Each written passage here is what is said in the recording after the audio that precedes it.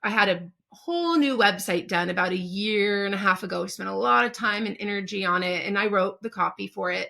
And I was nervous. Like, do I write that I'm Wednesday Addams, spirit, black sheep of my family? For like, I used to be a raver. I used to like, I wrote all that going, is this going to attract the clientele that I want? Yes, if they get it. And believe me, it did.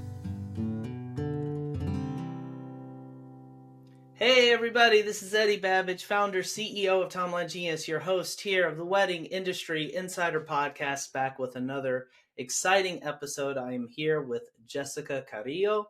She is the owner of Art and Soul, which is an event planning company that plans and designs bold and rebellious hospitality-forward weddings and celebrations. Jessica also has been the figurehead of community. She was a rising tide leader for Los Angeles for 4 years. She also founded and has managed a Facebook group called LA Wedding Vendors and Creatives for roughly 9 years now. So, Jessica, thank you very much for being here today to do this interview. Thank you for inviting me. Happy to be here.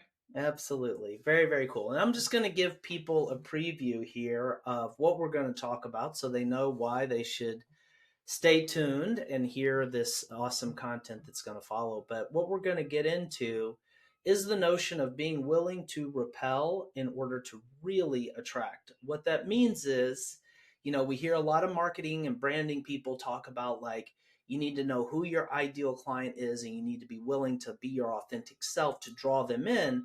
But it also can mean not speaking to all these other parts of the market and being okay not doing that. And I've seen with your brand, Jessica, that you've done a great job of that. So I really want to kind of get into that because I think it's very powerful marketing and branding content. Before we do all of that, though, would you mind just telling our listeners a little bit more about yourself, Jessica, where you are in the industry and how you got to where you currently are? Yes, thank you. Well, it's all kind of connected, so I think it'll really, flow well into the topic because I started in this industry, well, planning my own wedding. So I started planning my wedding in 2012, and then my wedding was in 2013. I had gone to film school and graduated, with the BA in television and film production, and then I had been in real estate for many, many years. I wound up having 11-year real estate career. So that's where I was while I was planning my wedding. As I was searching for vendors and navigating the wedding world, it wasn't, getting married. Yeah, I always thought I'd get married, but a wedding was never something I particularly cared about. I'm kind of the black sheep of my family, have a little bit of a Wednesday Addams spirit, and I just never really connected with what was forward facing for me in the wedding industry. So finding my way through planning a wedding, I was like, okay, where can I find the non-traditional? We're not all doing everything exactly the same, I just wanted a little edgier, a little more, for me, I wanted to be more connected to it. I just wanted to connect. And so as I navigated that, I thought, wow, there's really a gap in the market, for me. I Yeah. did find like offbeat bride, rock and roll bride. There were these, a practical wedding places that you could land, but it just felt hard to find those vendors that were the same. So as I planned my event, I was like, wow, am I really enjoying this as much as I think I am? I am. Is this something I actually want to do as a career, or do I just like planning my wedding?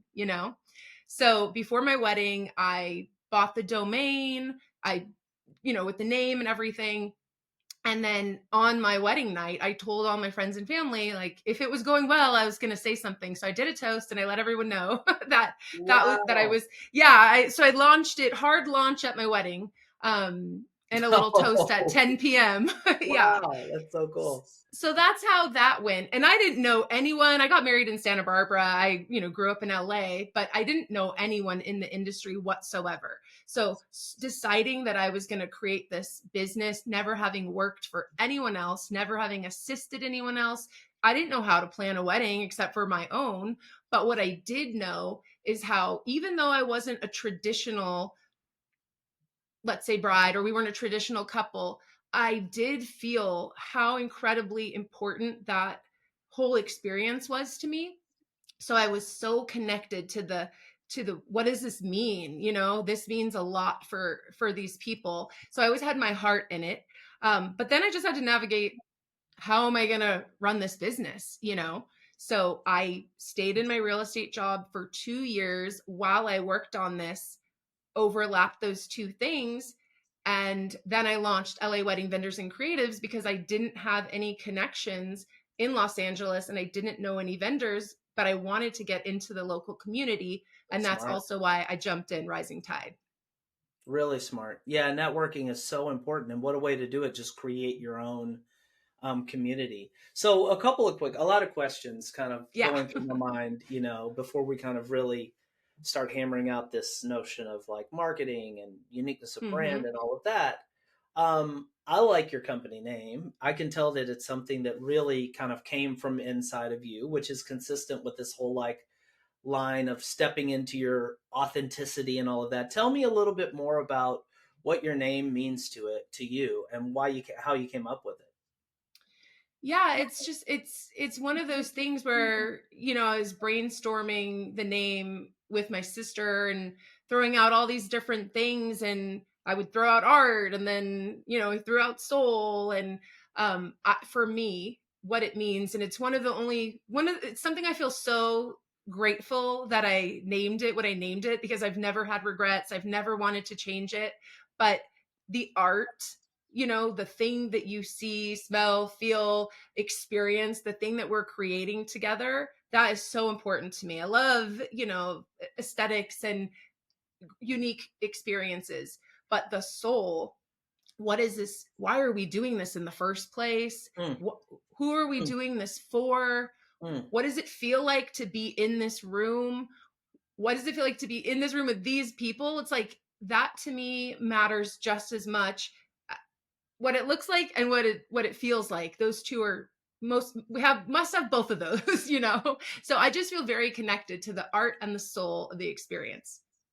Yeah, and they're clearly so related to each other, right? Like they're just like Yes. this yin yang intertwined sort of thing. It's so weird. I started Timeline Genius back in 2013, and before that had almost no insight into the craft of like planning an event. Mm-hmm. And over the years, I've had, some just amazing people on the podcast, from Colin Cowie to Ron Ben Israel, and these people. And it's like people like you, and you start to realize, no, this is an art. The medium is multi-sensory. Like it's not just like a taste thing or a visual thing, but it's like a synthesis of like all of these things. And you're right. Like there is a soul, like, and you can feel it. There's certain life events where you can just feel like the realness in the room, and sometimes Yes. I mean, not to be morbid, but it could be a funeral, right? But they're Mm-hmm. like a wedding, these, like, it's just, you can just feel like your spirit, you know what I mean? Not to Yeah. get overly philosophical. So I just think it's a really cool name. Now, you've said a few times, Jessica, that you were a black sheep growing up. I have to, probe here and just kind of ask, what do you mean? Like, tease that out for me a little bit. Well, I think, with my siblings, like I have multiple siblings, and I had one, they were very studious, and one's a surgeon now, and I have another one who's, can build computers for the ground up. I just had very smart siblings in a education, like going through the Typical mainstream thing. Yeah, education. yeah, Yeah. right, yeah. And I was the kind of person who, I don't know, I pierced my nose, my tongue, my eyebrows. Like I went to beauty school for a little bit. I wanted to do special effects makeup. I played the drums in high school. I felt a little bit different than the place I was in my family. Like they were amazing and supportive. I just didn't feel like that. You know what's funny, Jessica, as you were talking? So I think that's very cool, by the way. Um, yeah, but as you were talking, I kind of have the thought that we're all really black sheep. And what I mean by that is like, I mean, obviously we're not, but I feel like And this is what really fascinates me about this interview is like, it's easy to kind of put forth this sort of like facade of like this homogenized, like sanitized version of oneself. But the more I've done this podcast, the more I just hear like the real magic and power is finding out who you are. And we're all so unique. And I feel like I could be wrong. Maybe somebody out there listening to me says, I don't agree with Eddie on this. I'm not like unique in this way. But I feel like actually our deep, true, beautiful, powerful selves, that it can kind of take courage to put that out there. Like even if you don't have piercings that people like really kind of Yeah. lean into that. I feel like we're all different. There's nobody else like us. And that's kind of the magic, but it can take courage. For you, was it hard being like at what point did you don the identity of like, I'm a black sheep, damn it, like that's cool. How did you kind of manage that as you kind of matured? Yeah, I mean, I don't think I thought about it like that when Right. I think I thought I was difficult. Yeah. I think I felt like, oh, I'm difficult because I don't want to do this and that what my siblings do. I don't want to go to that camp. I don't want to go to that school. I don't want to go on that track. And I was more challenging for my mom. Yeah. Thankfully, she embraced the things that I was interested in, learning to sew. I wanted a sewing machine when I was 7, or learning to cook, taking cake decorating classes in 6th grade. Thankfully, my mom supported and leaned into my creativity, but she was such an academic that it was really, I felt like I was fighting against that for a minute.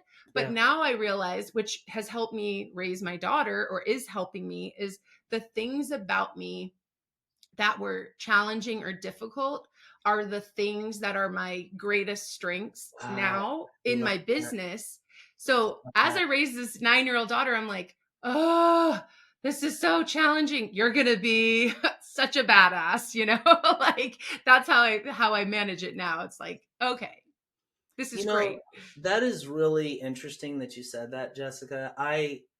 At this point in my life, I've just like, you just learn things over the years. I'm 46, not that I'm like, I am old and wise and walk around with stone tablets and a staff. But like, you do learn. If you're thoughtful and you're reading and you're talking to people and you're paying attention to the world around you, you learn something every time you take a trip around the sun. And I have seen this phenomenon that you just very aptly named, like where you have something about a person, about oneself, that is almost like something that they're like a little tender about. And, they're like, I don't know if I really want. I'll give you a great example.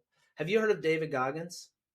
You ever heard of? No. He wrote this book called Can't Hurt Me. Blew my mind. Like, and he's not Okay. for everybody, but he was abused as a child, right? And he turns in, he's like, a ranger, like he's done, Navy SEAL, and he's, just written this best-selling book. He's just ultra marathon. He's just this really inspiring, incredible human being with more self-discipline than anybody I think I've ever heard of. But his superpower was this thing that for many years, he's like, I wouldn't tell my closest friend about what was happening to me at home. And now he's like, I put it in a book and I leaned into it. Like millions, everybody in the world knows that these experiences happened to him. But that now became this huge power source for him. And Yeah. that's just a really kind of odd concept. And you feel like that's been the case for you, like things that at one point in time you might have been a little sensitive about, like at this point in your life, or like cause for superpower? Yeah, I mean, I think if I look at the challenges that I faced, I mean, if I'm taking that example very literally, I mean, I had a wonderful childhood, Yeah. absolutely. But I wound up having to have 2 major jaw surgeries as a 15-year-old and a 16-year-old, and I did, a lot of high school remotely and on my own, and it's really hard to have braces for 9 years and I can multiple imagine. jaw surgeries Yeah. and Yeah. not feel like you fit in that way too. Yeah. But because was such a thing for me to go through at that age. On the other side of it, I was like, well, man, I've been through that. Like, Yeah, that yeah, the next thing isn't going to be that big of a deal. But I think, yes, all the challenges that we overcome, or the things that we get through, or that we're on the other side of it, we get on the other side of, we're like, wow, we're so much stronger and wiser on the other so side of true. it, It's so true, and I think we all hear that. We all know that, like, adversity, what doesn't break you will make you strong. Like, we hear these things, but when Yes. you're in the thick of it, and I've never had braces, but I'm assuming when your jaw is like all wired up, you're not necessarily walking around every day like yippee, like I'm getting stronger, like. But the reality is that's what's happening. So just another thing that you mentioned that I just kind of want to kind of lift up here because I feel like it's going to tie into the Yeah. arc of the conversation here is you said you were a non-traditional couple when you were getting married. Can you give me a little bit more color on that? Yeah, my husband is Mexican, and we wanted to have a big Mexican fiesta wedding in Santa Barbara. I had gone there for 3 years. He had gone there for school. So it was it was this big fiesta, and I don't know, we had the mariachi band, and then we had our favorite DJ, and we entered, our grand entrance was like a Rage Against the Machine song. I don't know, we just picked Amazing. our little moments. I felt like I didn't I feel like in weddings the moms aren't always honored as much as I felt like they should be. I feel like dads get a lot of FaceTime, but moms don't. And my mom has been really close to me growing up. So I decided that I wanted to do a bouquet presentation and do a speech for my mom and give her my bouquet and have this special moment. So there were these little things that we would just pick our moments of. This is not like we're not just throwing everything up in the air and saying forget about it, but we're picking the moments and doing our take on them and making them feel more special. It honored um, Hector's family, it honored my family, and they were nervous because it was the Dia de los Muertos wedding, and so they were just like, how is that gonna work, And instead, we did a candle lighting. It was Memorial Weekend. We did a candle lighting for like 18 people in our family that Oh, had beautiful. passed, Yeah, and we had an altar, and it was just beautiful. So that we is picked our beautiful. moments to make it special, soulful, and really really fun. I went to a wedding down in Monterrey. One of my best friends, he married a Mexican. His fiance was Mexican, and they had like the menudo station, like the Yeah. but yeah, it was great. And I'm like that movie Coco, which is like totally random. I realize I'm showing that obviously I have kids, but I love that yeah, the movie. Dia de los Muertos, like it's really just a cool concept to bring. So I'm getting the picture here, Jessica, that like Hmm. yeah, you had a wedding, you wanted a wedding that wasn't just sort of the cookie cutter, sort of traditional, like this, that you wanted to kind of create your own experience to reflect who you all were.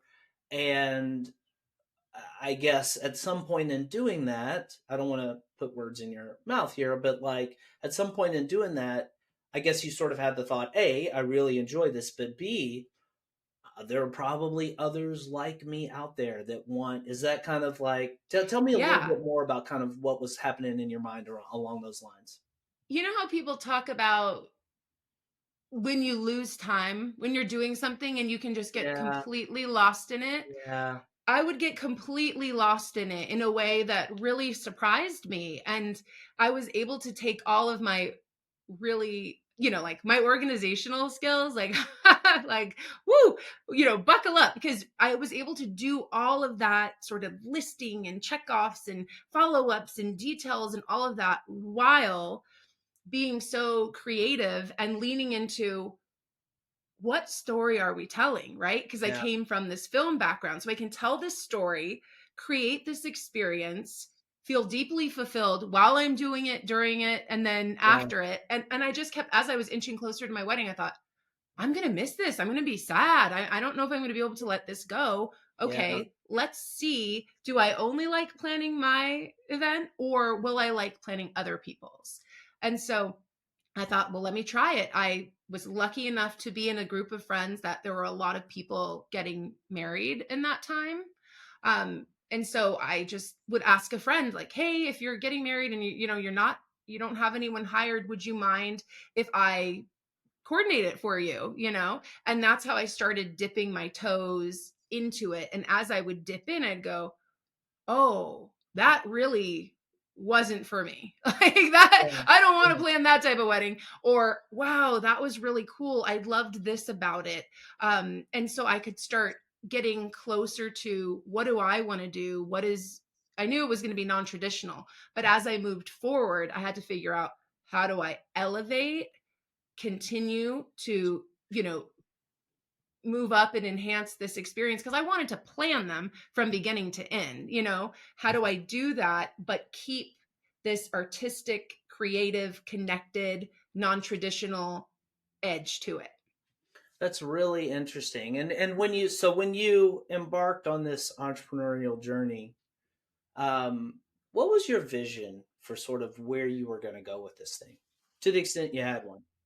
Yeah, I mean, it was like, oh, I want to plan weddings and I want to make enough money so I can leave my full-time job that I was being paid. I was like, Yep. that was the goal, really. Like, I don't want to have this boss anymore. I want to make my own schedule and time. And then once I had my daughter in 2014, everything got real. It was like, oh no, you need to get out of here right now because this is not a healthy environment anymore and you just need to go and do your own thing. So that was like having her, and that got me out the door to go full on. Okay, you're already paying 60% of your salary to a sitter, you might as well really try this, you Yeah. know. No, that totally makes sense. So I mean, there are other sort of touch points in here, I think, around how you built your company that I will kind of circle back and delve into.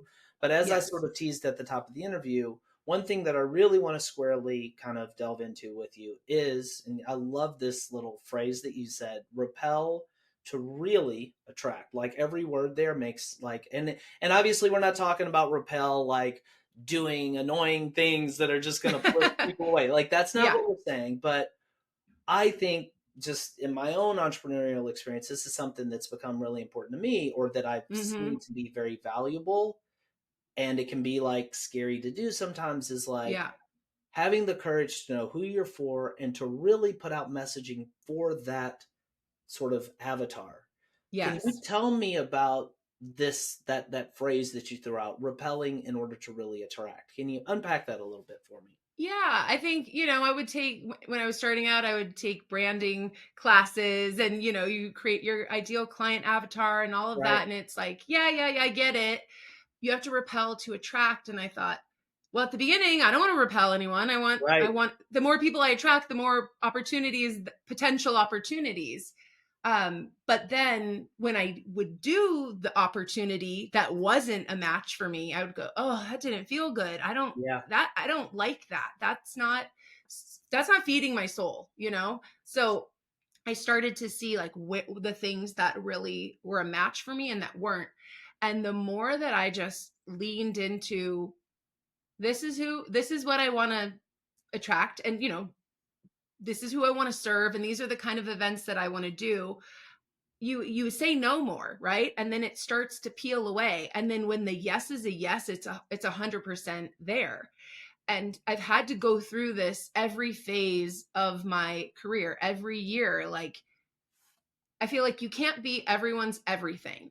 you can. Um, and when you try, you can see people trying because you're like, wait, who are you? What is your thing? What do you do? So I think we've all tried that. We've all tried to be everyone's Yeah, everything, maybe yeah. for a point in Especially in time. the beginning. Yeah, Yeah, and in the way that the world right now, as far as social media is set up, it's for us all to be the same. If we use the same music, we do the same template, we do the same reel, the same format, the viral this, the viral that. If we're all the same enough, we might go viral. right. Like, I mean, unless you're doing something really groundbreaking, like it's all the same. I'm like, I saw that. So to me, sometimes it's hard not to get caught up in that. You're like, oh wait, okay, no, I'm not trying to appeal. For me, I'm not trying to appeal to everyone and be everyone's everything. I'm going to target you specifically for, are we aligned? Are we aligned soul? Do we want to do the same things? Are you trying to do something a little different or your way, in a connected way? And especially on the gram and on Pinterest, I'm going to be strategic. Like, I'm going to connect with you over a specific venue or a specific location.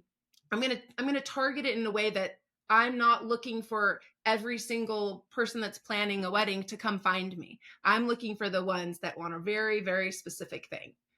I love that.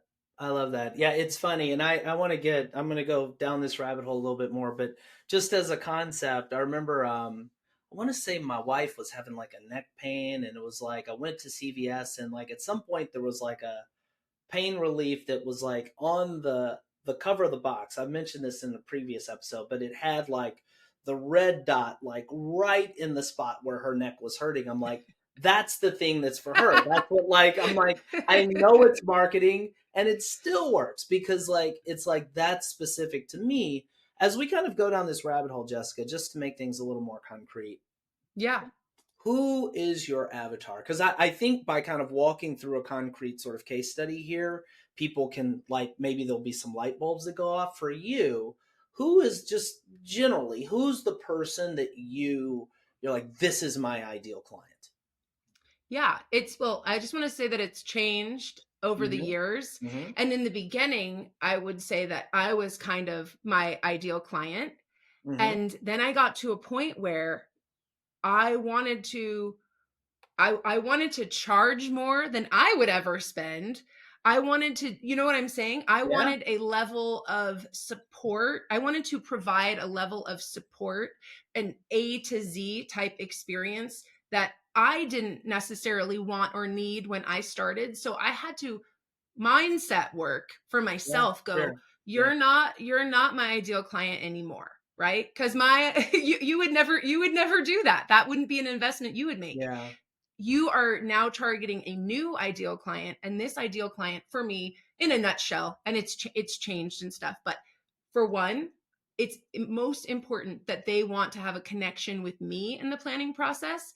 If they want to phone it in, if they don't want to have a connection, we're not going to be besties, Yeah. hanging out on the weekends. No. But if we are going to create a relationship where I can get to know you so I can create this very personalized experience, that's step one. They need to care about connecting with me, and they need to care about their guests having a fabulous experience, right? That's it. Like, we're not going to cut corners and put the guest in a situation where they're not comfortable. Okay, outside of that, I found that what I would do is, after a year of events, I'd review my clients, like all of the events, how they found me, what kind of package they did, and I'd rate my experience, soul, all of that. And then I realized, I had a particular type that was moving forward in that rating. So oftentimes they were creatives themselves, and they were in music, television, Mm, creative mm, tech. That really popped out, and I noticed that the other professions that were a little more serious or buttoned up, the doctors, the lawyers, the other, like, we were not aligned, we weren't a match. And that's okay, it just presented itself that way. It was other people often that managed creative teams themselves and really understood what it was like to hire and trust someone to do their best work, because they are in a collaborative environment themselves. So that really popped forward. Um, Generally, on my list of things, like warmth. Are they warm? That, to mm, me, if they're not warm, I don't want to do it, because I'm going to have to maybe be with them for a year or three if it's pandemic times. mm. And if we're not connected, it will impact my mental health. So it was so important that there was just a general warmth. And I would say they want to explore different things. Oftentimes these clients were paying for their own experience. Not always, but a lot of times they were the main financial investors. So their parents didn't have as much control or say. And that really worked for the non-traditional thing. you know, Now, as we go up in budgets, there are oftentimes multiple financial contributors. but I know how to navigate that now. I love that. Jessica, I'm sitting here typing notes. I'm so glad that I asked that question to have you kind of give some detail about who your avatar is for a few reasons. One, this is really instructive. And the first thing that your description shows is what you hear people say it, but I think it's better to see the concrete example. Don't just rattle off demographics, psychographics, age, like Mm-hmm. you bring to life like a person there. And I want to kind of model this out because I'm sure there are people who are listening that haven't necessarily gone through the exercise of creating an avatar, or frankly, maybe they did, but they did it a certain way and now they can improve. Or maybe, I love this point too, your avatar can evolve. Like maybe it's time, Oh maybe yeah. you did do this exercise and it's time to revisit it. Because if you're going to kind of stand in your true authenticity, you really you want to have front and center who you're appealing to. The other thing that I like, and this is sort of intangible, Jessica, you can feel it when somebody is really giving you the goods on an avatar. And I know Yeah. because it's taken, we've been doing Timeline Genius for like 11 years. When we start talking about our avatar, I'm like, no, this is like, it's not any one person, obviously. Mm-hmm. But it's a composite of like real human beings that are like Yes. there's something like you can feel like, no, I know who I'm here to connect with. But I want to kind of backtrack and have you unpack a little bit more. You mentioned that you had a process here. What is your Yes. sort to kind of cycle through and have your avatar evolve? Tell me just a little bit more about this notion of looking at past clients and tell me about that exercise Yes. a little bit. Okay, I have to give credit because I think it was I'm always the type of person who will invest in a course or educator Amen. or Amen. I think it's so important. And so I Absolutely. hope I don't mess this up, but I think it was like 2016 or 2017 I took this course and I think it was called the Blueprint Method. Real. Um I'm Okay. pretty sure it was that, but part of the homework was this is the end of the year activity. So get a spreadsheet, write your clients in that sheet. For me, where did they find you? That was really important. What's the referral source? And Yes. then it asked you to kindly grade them A through D. Hopefully you Yes. didn't get to D. A through D. I wrote down what they paid me, when they reached out, when they actually signed, just to get an idea of like what did that Brilliant. process look like, and then grade them. Group the A's, group the B's, group the C's. I didn't have any D's, thankfully. When I grouped them, I realized that the C's came from the same Facebook group. Okay. Wow. And this particular Facebook group was a group of, it was just a wide net. And it wasn't mine. I was an admin. And so I was getting recommended a lot, but Yeah. just for that, not because they connected with my work or me or saw my stuff and felt a pull to it. It was just like I was a name in the group. And honestly, most people were looking for like a very low budget experience, and there was no soul connection with those. So then I looked at what really hit. Okay, creatives, how did Brilliant. I attract them? It was Pinterest, my own blogging, and referrals. So I was able to go, oh, my targeted location targeting on Pinterest and my blog really works for me. That's where I need to invest my time. Get out of the Facebook group, go to where you can actually attract some clients. Brilliant. Oh, I love that. And I'm going to do this is a quick little aside. Yeah. What you just said there, it'd be easy to gloss over. You said you like doing courses. Yes. This is not even just wedding planning. This is about business, entrepreneurship, and life. I'm just a firm believer. If you can find somebody that's done something you're trying to do or that has some knowledge, you can get them to share their playbook, get it. I have, Oh. for me, the best example of this is Amy Porterfield, who's like kind of an online marketing guru. Mm-hmm. I did her webinar course and I can't remember, it might have been like a couple $1,000s, something like that. The ROI, Oh. the return on that, and it's weird, Jessica, because it's always like, do I really want to invest this? It can feel like a lot of money when you're buying a course. Yes. Like, do I really, and do I have the time? There's nothing that comes close as a business Yeah. owner to like the return when you get a good course. And it's hard to mess up. Even a bad investment still basically pays for itself, but Yeah. sometimes it's like 25 to 1 ROI for you as a planner. What course, or just as an entrepreneur in general in your career, what course is like the best investment you've ever made?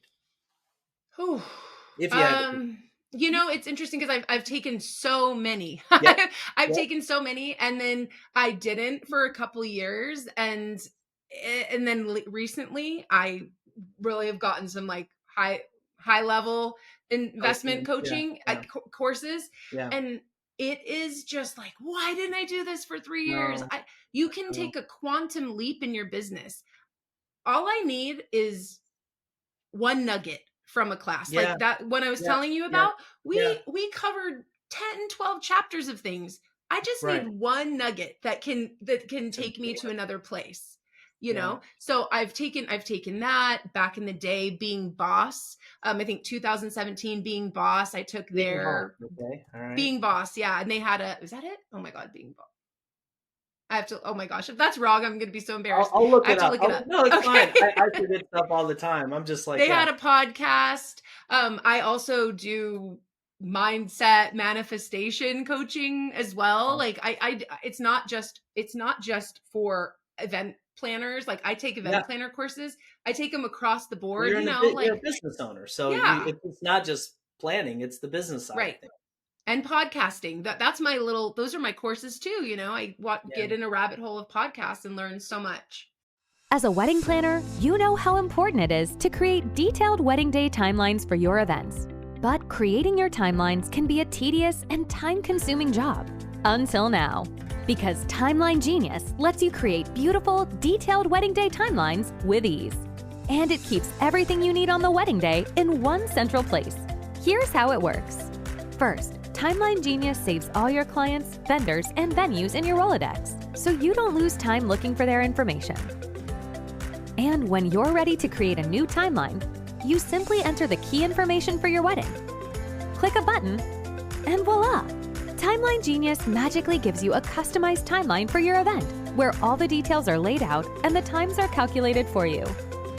From there, you can easily edit your timeline by adding or deleting items, inserting images, changing font styles, and customizing everything to your liking.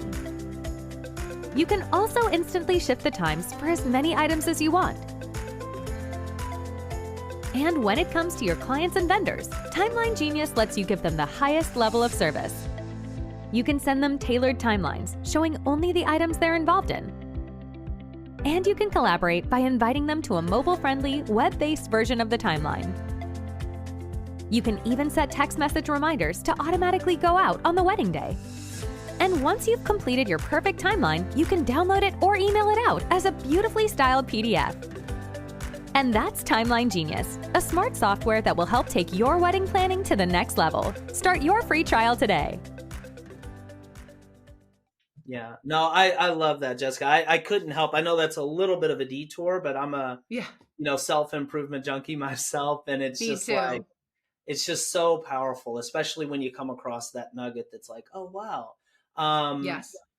Really, really cool. So I love this process that you just nailed down, that you just outlined for people. Like, that's what I told you in the pre-interview. I want people who listen to this to have something concrete when they're done giving us a precious hour of their time that they can go back to their business. And that's something right there. Like, if you haven't had this sort of systematic, concrete way of building out your avatar, they can hopefully take that process that has worked for you and apply it. So the flip side of this, Jessica, is you've got your avatar, on a gut level, not just like psychographic, demographic level Mm-hmm. you're appealing to.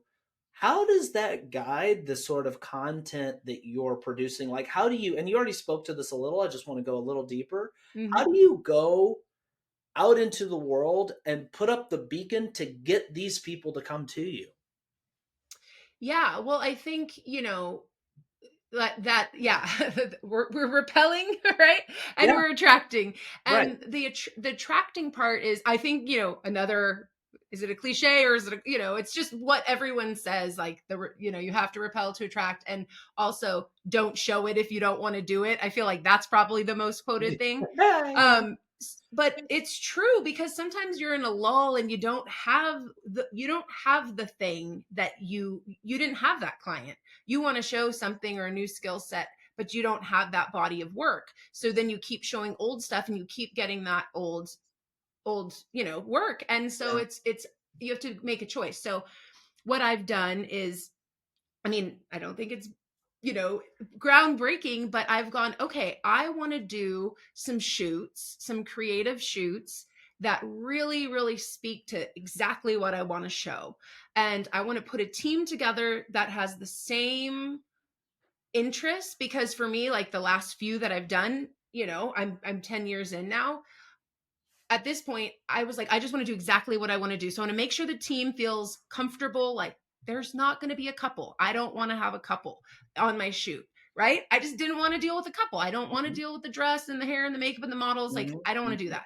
So I want to go into the layers of design that I want to show people that I can do this, that I want to do it in a location that is interesting.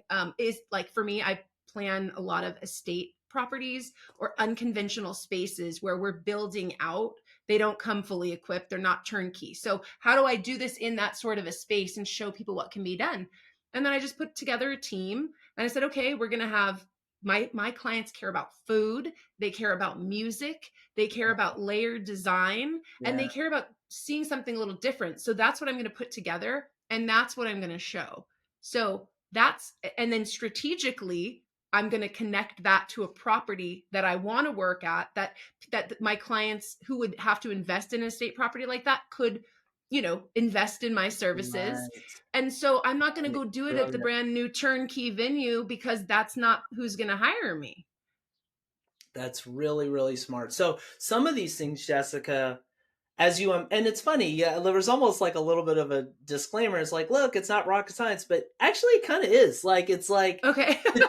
well, I mean, it's deceptively I'll say this. I think it would be very easy for a person to be going through the business and to not do this sort of reflection and to not necessarily have this sort of strategic overlay on what they're doing. But of course, yeah, like to your point, when you explain it, yeah, it makes sense. Like totally Right. makes sense. But I might not have thought of that myself, like connecting the venue. And I'm sure, I hope, some light bulbs are going off for people as they listen.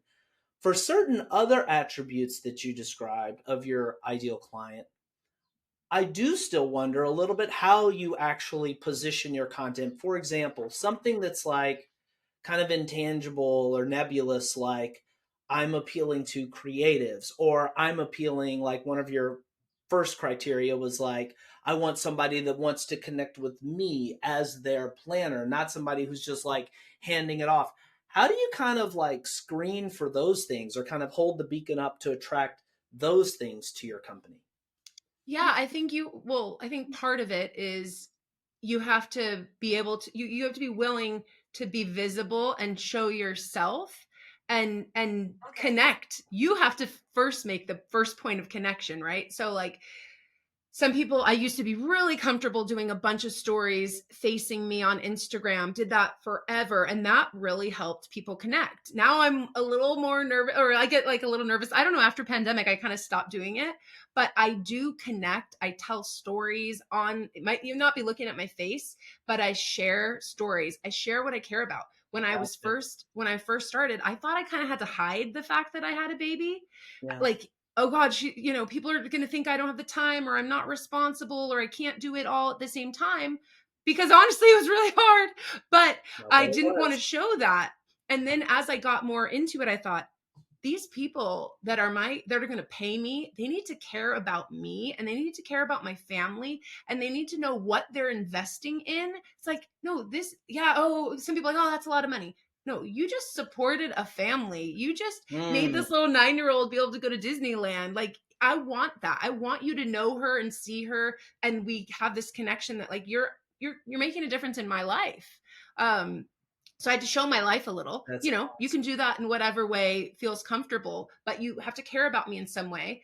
I mean, I definitely, if you look on my website and my about page, on my homepage, it says these are the organizations and communities we support, care about, and invest in. So right up front, if you don't, you're probably not going to hire me, and that's a filter. Okay, that's a Repel quick. That'll get you out of there fast if you don't connect with that, Gosh, this And is I've had people say that's why they hired me. Jessica, this is so cool. Yeah, it's funny. I doing the podcast, I say this on a number of episodes, but theoretically, I'm just a conduit to get your like the valuable experience and knowledge and wisdom out of your mind into the minds of the people that are listening. But in being the conduit, I'm always siphoning off little gems for myself. I'm like, wow, this is like really cool. And you know how like a comedian will get like 2/3 of the way through their skit and then they'll like, I think it's called narrative symmetry or something where they allude to like an earlier joke. I got to take it back Mhm. because what you just did is a perfect example. Like I almost was reluctant to mention David Goggins and the child abuse because I'm like, I don't want people to think, oh, I have to be abused to have something about what you just described. And I'll bet you're not the only person. I've got 2 kids. I know how much it taxes a person to be a business owner and Yeah. an engaged parent. Like that's Yeah. no joke. And I know like you could be talking to a VC or something like, wait a minute, you got kids? Like, all right, are you all in working 20 hours a day?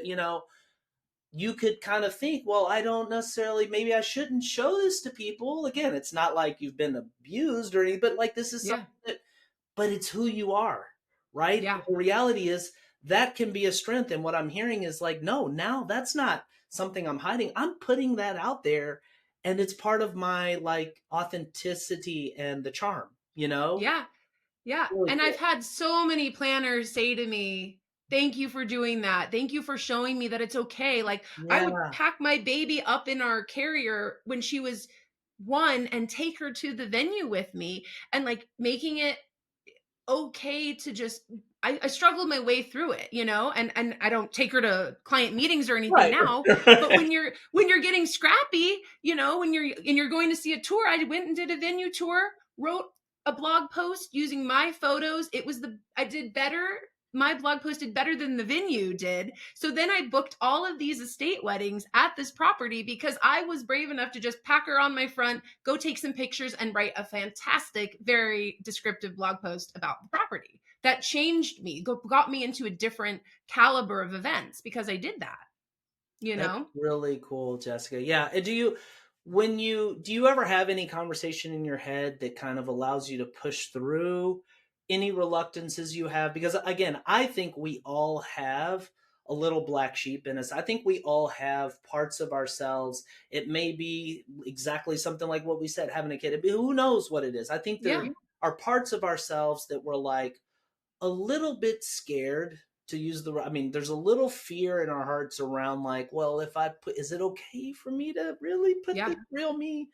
What do Yeah. you do when you kind of have those? Do you ever have those moments where you're like a little reluctant? And if so, how do you kind of push past that? Yeah, I'd be lying if I didn't tell you. If I have them every day, honestly. Like I really feel that. I feel that it's like, oh, this is feeling vulnerable. I'm feeling a little twinge here. Yeah. And so now I just think anytime I'm seeing someone else being vulnerable, I feel more connected to them. Yeah. I really do. Power and vulnerability. So I just think that creates more connection. So I will do that. And sometimes I'm like, oh, delete. Yeah. But 95% of the time I will leave it. And then all you need is like 1, 2 messages of thank you so much for sharing that. Or wow, I shared multiple years of caring for my husband's uncle who had dementia, and we did in-home hospice, and I shared that because I was like, if people have no idea what we're going through in our life right now, they don't even know who I am right now. And I shared it, and I shared it vulnerably, and I've connected with so many people about life things. So for me, it's human first, right? I'm a human running a business, not a business running a human. Yeah. And that's how I want to connect. And so I think a simple tip for your audience is like, go to your about me page. Do we know anything about you? I had a whole new website done about a year and a half ago. Spent a lot of time and energy on it, and I wrote the copy for it. And I was nervous. Like, do I write that I'm Wednesday Addams, spirit, black sheep of my family? For like, I used to be a raver. I wrote all that going, is this going to attract the clientele that I want? Yes, if they get it. And believe me, it did. And I am so grateful. I've never been so thankful that I put that on in my life, because of course the Burning Man people will get it, like there's people that Jessica, are I going to have get to it. show you the T-shirt that so it's fun. We're in the Zoom world, so like you put on like your shirt, whatever, because Yeah, yeah. you can do whatever below the waist, but you got Yes. maybe not whatever, but like you got to be presentable. Like all Yeah. day long, I've had on a T-shirt that says "Techno Lovers Unite." So we'll have a whole other conversation. Okay. But Okay. anyway, go ahead. But that was a connection point. And so to me, Yeah. when I'm I mean, looking it at connects someone me, like just yeah, hearing, right? Yeah. That's the thing. It's like the little things. Like I'll see someone, this is so silly, but like I'll see someone go hard about how they love Taco Bell, and I'm like, "Oh my god, I love Taco Bell too, but I could never post Yeah. that." Or like when somebody posts like that they're watching Real Housewives, I'm like, "Oh man, I watched it too, but can I post that?" Or like, Bachelor, or whatever the silly the little things are that make you feel like, is that stupid, or I don't know, self-conscious? Like those are the things that people are like, heck yeah, me too. And it may not be So, everybody. You may have somebody that's sitting there or they're being not. like Mr. Judgy, but Oh that's the yeah, whole repel to attract, to really exactly. attract. But yeah, it's funny, Jessica, at this point, and I keep like talking like I'm some old man, but it's just weird. You get like, I'm just like really different. And, the more you kind of look around, not to get, and nothing morbid here, but more just kind of appreciating that like, nothing is promised here. Like I've got, Yeah. people my age that are, getting scary diagnoses and like just, Oh nothing's yeah. promised. And it makes me, whereas when I was 19, I was like, I'm invincible. Like, what are you Right. talking about? Like, we'll do anything. I'll stay up till 7 a.m. tonight and do it again tomorrow. Like, but Yeah. now I'm just like, I find myself being like, whenever I do feel that little voice of like that instinct to share and be vulnerable, and I notice myself wanting to pull back, and it's not even just in business. A lot of times I'll be like, I'm just going to do it. Like I may have Yeah. sung a song in the freaking shower and texted out to 3 friends. I may want to just tell somebody that I love them. Like, is that a little sappy? You know what, the hell with it. Like, I'm just going to do it. Yeah. And if I'm honest, I don't know about you, but I think you actually just kind of alluded to this, but like sometimes I put myself out there and I'm like, I'll wince like a little after I'm done, but I'm like, you know what, the hell with it. Like, this is me, like here I am, Yes. world. And I just feel like that's such a powerful thing for all of us to hear, Yeah, I do too. And I think, just to your credit, for me, like sometimes I'll be having a conversation with someone and we'll tap into something emotional and I'll cry. This happened yesterday. I'm talking to a stationer. She's like, "Oh, I'm so sorry. We don't have to talk about it. I didn't want to upset you." I said, "Oh no, I'm like fully comfortable having emotions and crying. Like I feel like that's my strength, that I'm in touch with my emotions and that I'm okay with them. Like and that might make other people comfortable, but I'm going to cry at every wedding. I'm going to get overwhelmed and emotional when I hear about your father that's passed. Like I'm going to connect and have these real emotions." And when you said morbid, like to me, I'm like, "Oh, if you're going to say something morbid, I'm more interested. I'm Yeah, leaning in yeah, because I yeah, don't even think it's morbid." I talked about hospice in my yeah, home for a yeah, few months, and like yeah, I'm sure people thought that was morbid. That was yeah, like real life. We're all going to go through something similar. And then like TMI, I love TMI. I'm like, tell me more. yeah. You have to find your groove in business, but I like to keep it real, and we can't be 100% real all the time. It's not Of professionally, course, of course. right? But the points where we can share something, and I do think I've always, not always, but most of the time, I think people would say that know me or have been an Instagram friend of mine for a long time. I really do share the tough stuff Yeah, and the good stuff, yeah, because seeing both things, seeing the struggles, the challenges, and the successes, I think it shows such a much better picture, of what's really going on. And when you said, so this is circling back, when you started and you asked me if I knew who David Goggins, maybe. yeah, and I didn't, I went, "Oh, he's going to say something real here." Yeah, I'm tuned in now, because we don't know each other. We've never had a yeah, conversation ever. right, And so I thought, right. "Oh, he's going to say something real here." I'm more interested now, and I could go off on a tangent about the Nickelodeon documentary, but I won't. I don't know if you've seen it, but I was just like, oh, now we have a point of connection where we could have another conversation Yeah. that's Yeah. real. So Yeah. that to me gave me direction, like, oh, you're here to have a conversation. That's not going to Yeah. be just one note. Yeah, no, you can feel it when people are putting their real self forward. And you're so right, Jessica. I mean, obviously, you can't always just bare your soul in all No. context. Like, but I honestly think, Jessica, people that we don't have to worry about telling people that, because the problem Yeah. isn't that people are like being their authentic self too much in too many ways. It's usually, I mean, with rare exceptions, maybe quite the opposite, that we're all kind of like tucking a little bit more into our shells than we should. I want to give a quick little aside for Timeline Genius, and I have two more questions. I can't believe how Yes. quickly this time has flown. So for folks listening, if you're a planner, I want you to know about Timeline Genius. Go to timelinegenius.com, watch the video, and I'm going to take a page out of the book, actually, of what we're talking about. I'm going to repel here to really attract, and I don't want to step on any toes, but these Timeline Genius, and I know just from years of like watching the transformations, it's not for like, we do have hobbyists that use the site. We do have venues. We do have DJs. We have photographers. We have all of these different people. But if you're asking me, like, that same way that you have that visceral knowledge of who your ideal client is, for us, we call her Wendy Wedding Planner. Just going to let that out here. Wendy Wedding, somebody who's serious about the craft of wedding planning. This is your gig. Like what you talked about, Jessica, where you're like, I got kids to feed. Like, this is like, so that if you can see that there's a way to do something more efficiently and elevate your level of professionalism, which is just a different mindset than, say, somebody who's like, I'm doing a wedding here or there, it's just a hobby or pastime. No, like when you're really invested in being the best planner you can be, definitely this is the way to do your timelines, from setting text reminders and web-based mobile-friendly collaboration, AI that constructs your initial timeline.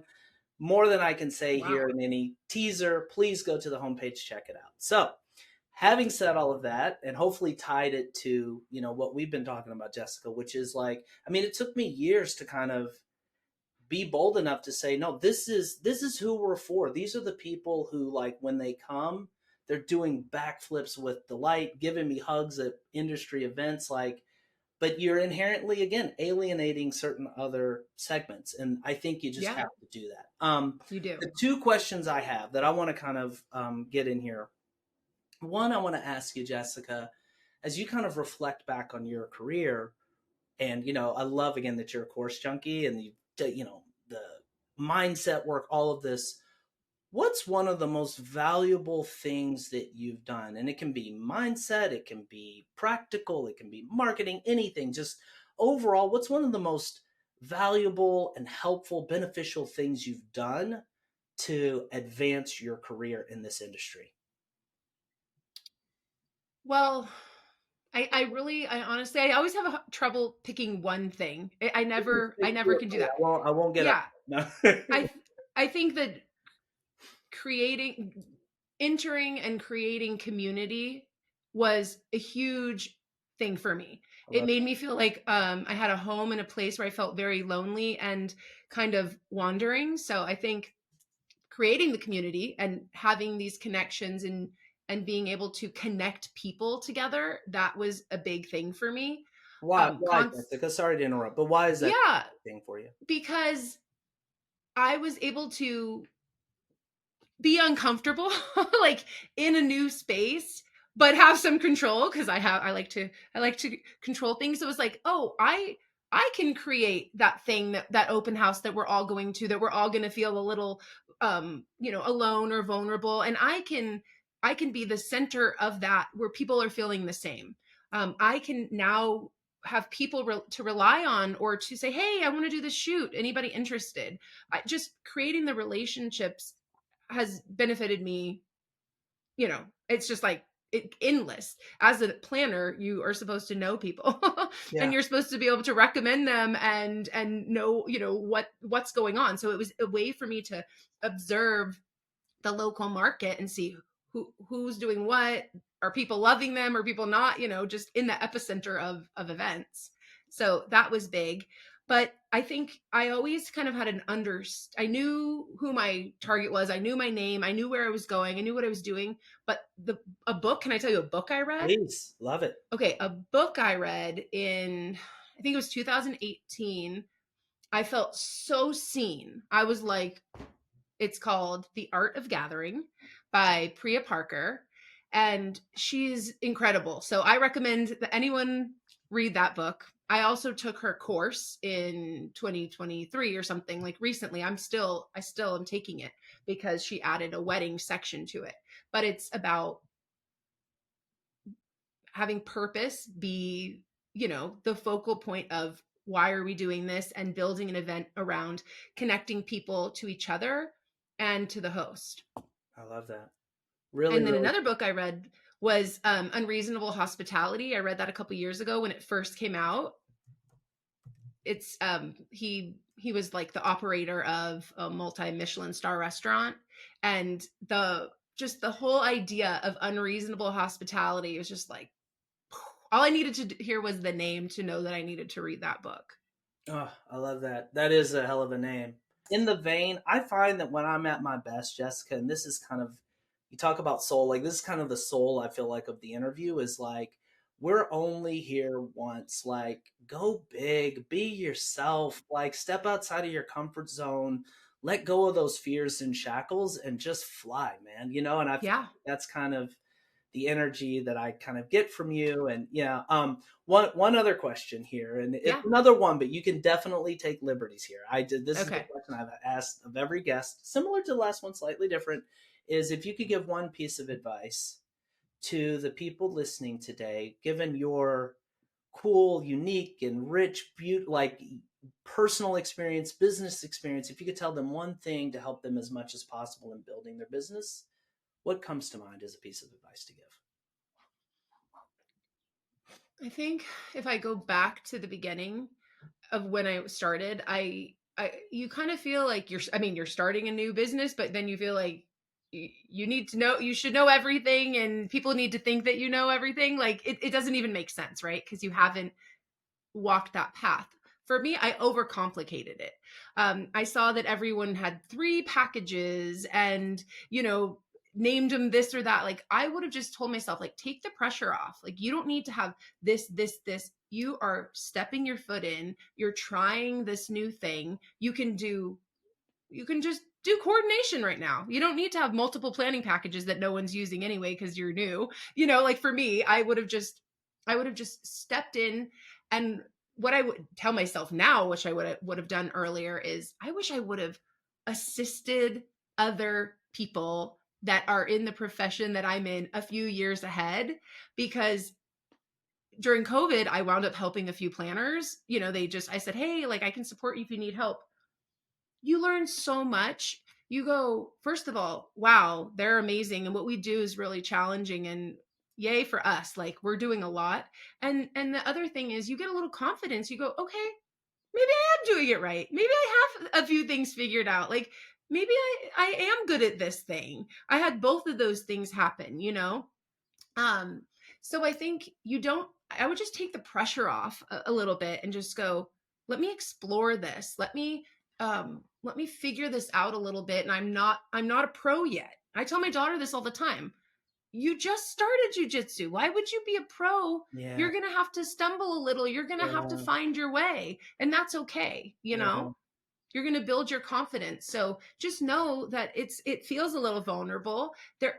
I had a very vulnerable year last year with trying to make a jump in my business and having to say no to a lot, or seeing a lot of work pass me by.